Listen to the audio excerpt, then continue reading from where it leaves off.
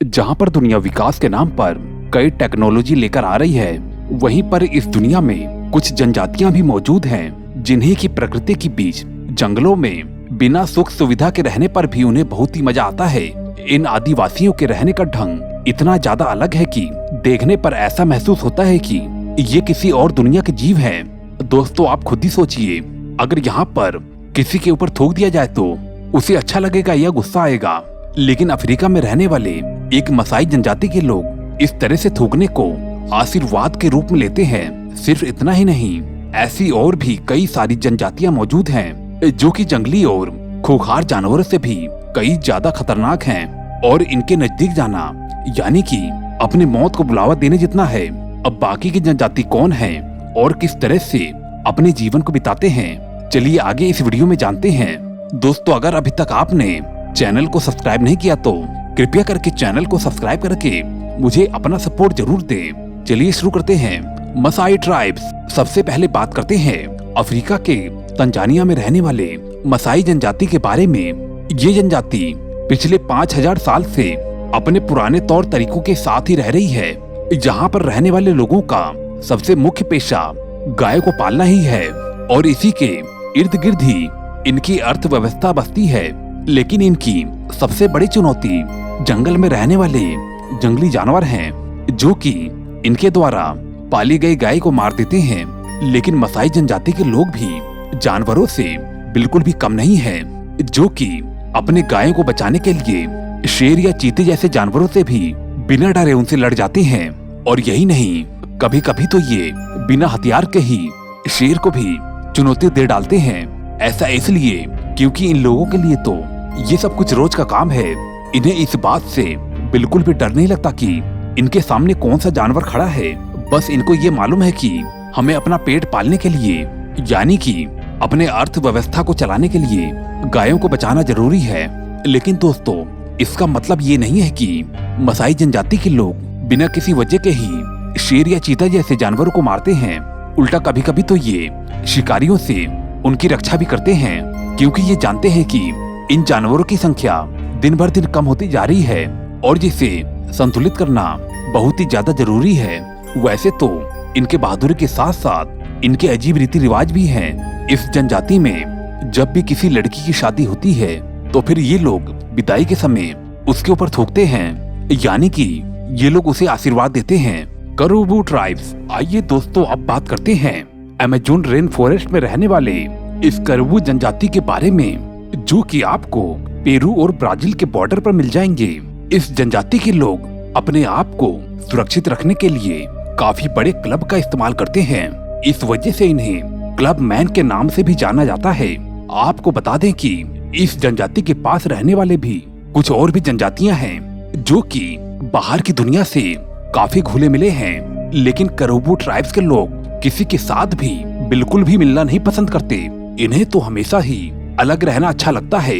इसी वजह से आसपास की जितनी भी जनजातियां हैं वो उन्हें काफी अजीब समझती हैं। सन 1998 में 2 लोग जंगल के अंदर गए।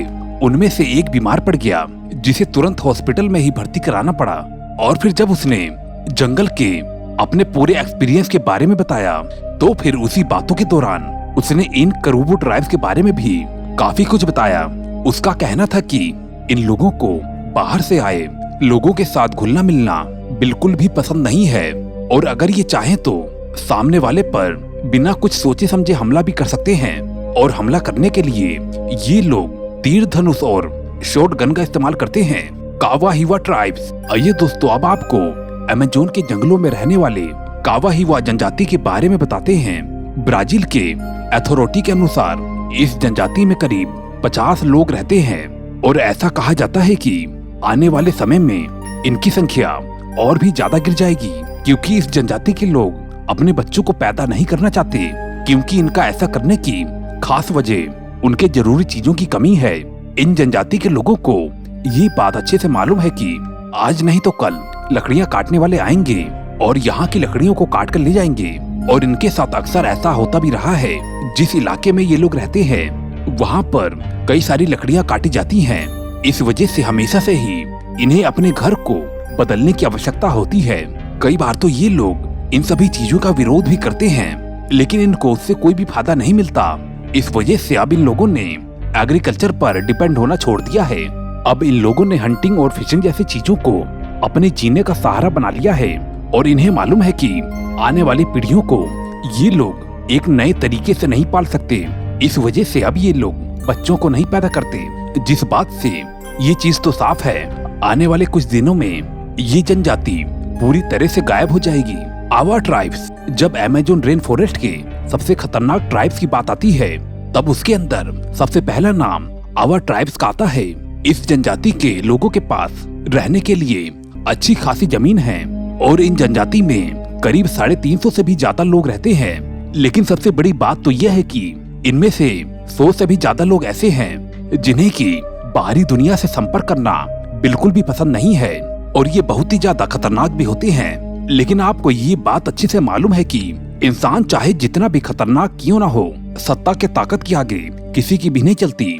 और जंगल की दुनिया में भी कुछ ऐसा ही है, वहाँ पर भी पॉलिटिक्स खेली जा रही है। इसकी असल वजह यह है कि यहाँ पर आवा ट्राइब्स के लोग रहते हैं और वहाँ पर भारी मात्रा में जमीन के अंदर लोहा पाया गया है जिसे खोद कर गवर्नमेंट निकालना चाहती है और इसी के चक्कर में लगातार ही यहाँ के पेड़ पौधे काटे जा रहे हैं और यहाँ पर रहने वाले आवा ट्राइब्स के लोगों को लगातार ही भगाया जा रहा है।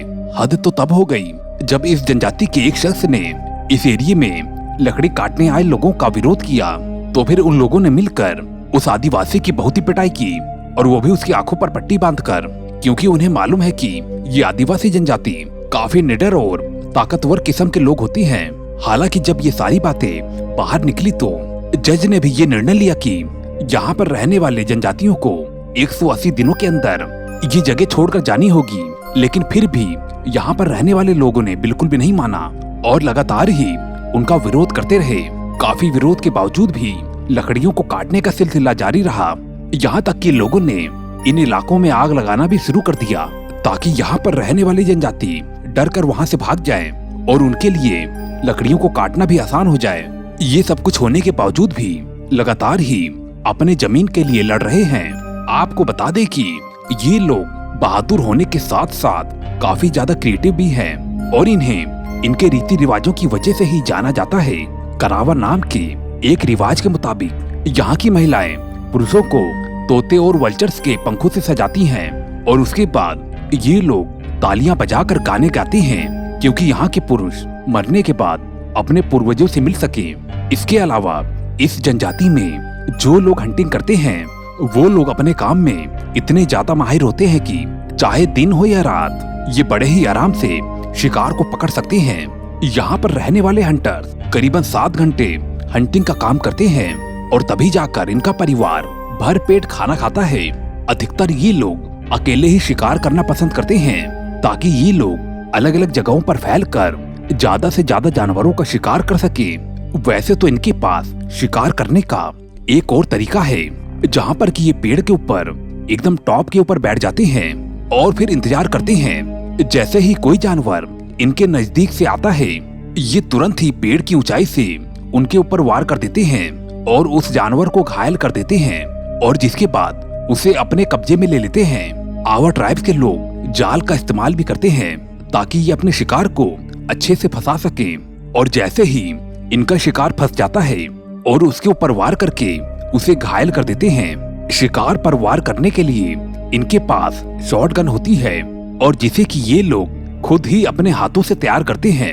इन जनजाति के लोगों का शिकार बड़े साइज के चूहे और हिरन आदि होते हैं। दोस्तों, जैसा कि हमने आपको बताया, ब्राजील की सरकार ये बिल्कुल नहीं चाहती कि इतनी बड़ी संख्या में ये जनजातियां ब्राजील के जंगलों पर अपना कब्जा कर लें। इस वजह से 2014 में ब्राजील के गवर्नमेंट ने आर्मी के लोगों को पूरे हथियार सहित थी वहां पर भेजा, जिसमें कि बुलडोजर और हेलीकॉप्टर भी शामिल थे ताकि यहाँ पर रहने वाले आवा ट्राइब्स के लोगों को यहाँ से भगाया जा सके। इस ऑपरेशन को ब्राजील के सबसे बड़े ऑपरेशन के तौर पर जाना जाता है, जिसमें न कि इस जनजाति के लोगों को नुकसान हुआ बल्कि इन लोगों ने आर्मी के जवानों को भी अपने हथियारों से घायल करने में कोई कसर नहीं छोड़ा। तो फिर दोस्तों, ये थी दुनिया की कुछ खतरनाक जनजातियां। और दोस्तों, आपको ये वीडियो कैसी लगी कमेंट करके जरूर बताना।